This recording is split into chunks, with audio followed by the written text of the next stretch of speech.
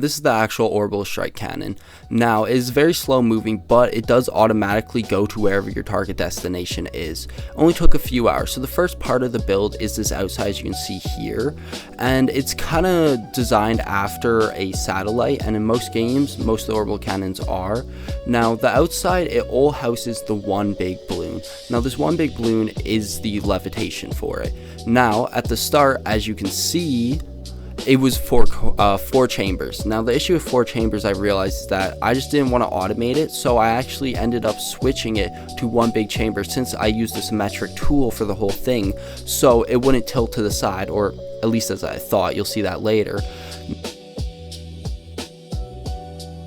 Now with this build, having the one chamber worked pretty well. Now for the weapons, I tried at first using a sticker system, but there was a big issue with this. I couldn't load it while the thing was actually moving without using the use of slime balls or some sort of docking method for this. And I wanted this to be able to build the ammo while you're moving it and have that easy design. So my first thought was using pistons to move a docker so it can just disconnect. Now this design right here, even though it's very compact, just didn't work. Now the second design, it's very bulky, but it actually did get the core design of it, and it helped me come up with the idea for later. And as you can see, the test result for this, with 4 of these, it's going to create a big blow.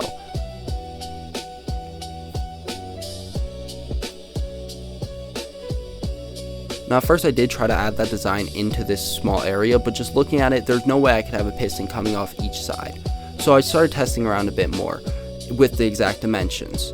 And as you can see, there really wasn't room for that. So I tried building out a little bit and tried using docking, because that's my first thought of how this could work.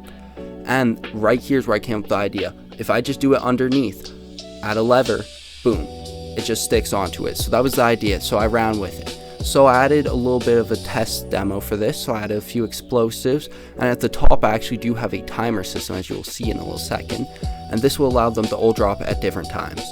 And this was the final design for the actual explosive unit, so it went into building it into the actual build. Now I got the 4 things up here, and then look how easy this reload actually is. You just jump up, place it down, and repeat that for each side. Now I would use a symmetric tool to allow us to do this, but the issue is that if you have more weight on the docker than just this, it'll just fall down. But for what it is, as you can see, just having the lever on just to set it up works absolutely perfect. Now was for my first test run. I added lasers to each side so you can have a little bit of a guided look. Same with the bottom, just to add that glow. And these are just smoke because I'm just testing it. And as you can see, it looks pretty good with the lasers. It kind of gives that little spotlight of where it's going to actually end up. And here's the actual test. You flick the lever and each 4 goes down one at a time. And for what it is, it's pretty good, especially since this can be shot up from very high in the sky. The next major improvement I added was this camera, allowing you to see where you're shooting and allow you to do it anywhere in the world just with the use of this controller. And I believe that it came of pretty good effects, especially with the lasers. You kind of can see where you're aiming. And the next thing was the auto locking. So using this compass, you just place where you want it to go and you'll slowly start moving there. Now of course this isn't the fastest, but it works for what it is, just set it. Now this is how it actually moves. Now this is fans on each side. I use creative motors, you can of course switch that for portable. And I've made them push the air inwards just to have that effect for the outside, you can't see the air. And I believe that it kind of created a good effect. It moves very slow, but for the auto-ness of it, it works. And as you see the outside, you can barely even see the fans moving. They're kind of hidden, especially with the solar panels being flapped down. And as you can see, it moves pretty slow and it does have a slight incline. Now I didn't see that affect anything, so now I'm just going to do my first run with actual dynamite. So as you can see, it's a pretty easy setup, just a few bombs. And now here's the house that we're going to actually test this on, so let's see it.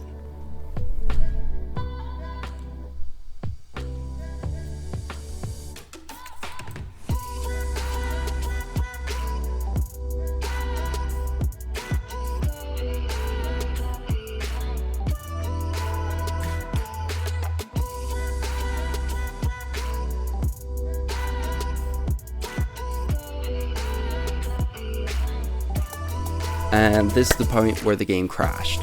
Now I tried loading back in looking for my orbital strike cannon, but I just could not find it. I had no backup, so that's the reason why there's no schematic link in the description, and that's the reason why I didn't test out this more and try to improve it. Now, I will be making a second version of this. I want it to be way faster, have better navigation, especially when it comes to the fact it can just go right back. But for the end build of it, I mean, I think it looks pretty good. It worked pretty well for what its use was. Now, I'm hoping that the second version will have a lot more remote control, have maybe a remote compass to put into it. Now, I don't know how I'd do that, but I'll definitely try to. And if you did like this little build, subscribe, like, maybe even comment, just promote it outwards, and you'll see more coming soon.